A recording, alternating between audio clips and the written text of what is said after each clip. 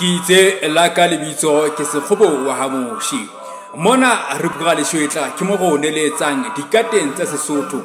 Mekgwa le meetlo ya Basotho tsela eo Basotho ba neng ba phela ka yona. Dijo le moaparo na Basotho ba ne ba sebetsa ditaba tsa bona ka tsela efeng. O tla di fumana fela mona a re bua le shwetla ha ona di fumana kae kapo kae. Jwale thatse ebe o mamele o ntsha maikutlo a hao mo o comment re utlwe gona wena o di bona ka tsela efeng. Jwale tsatsing la ka sheko lena re tlotla re araba potso yale ya Nyaka Fatane. Gona ha re bua ka Nyaka Fatane re bua ka eng?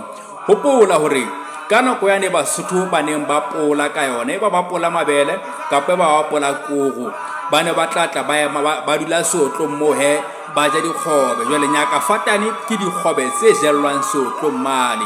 Jwale dikgobe tsena di phehwa ka tsela ena ke dikgobe tsa pone tse ka kopanang le dinawa kapa tse ka kopanang le mabele. Jwale ke dijothollo tse kopaneng tsa fihla tsa phehwa ho etswa dikgobe. Jwale di jowa haholo ka nako ena ya ho pola, ha o pola mabele kapa o pola koro.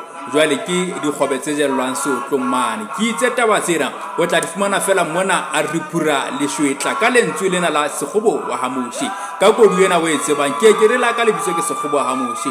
Hoba ke mohlakwana ke motho a phola disema ke ile a ngwathelwa ke motho a sa ding sengwathwana sa maobane hantle ke motho a jang polokweng kaofela.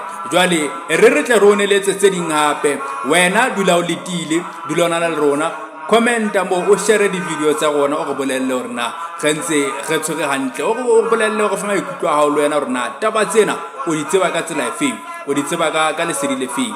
Ke itse la ka lebitso ke sekgobo wa Hamoshi. Ha re ketekeng mafelo a selemo ha monate, ha re ketekeng Christmas ya monate, ha re ketekeng selemo sena se kodumele ha monate o sena mathata.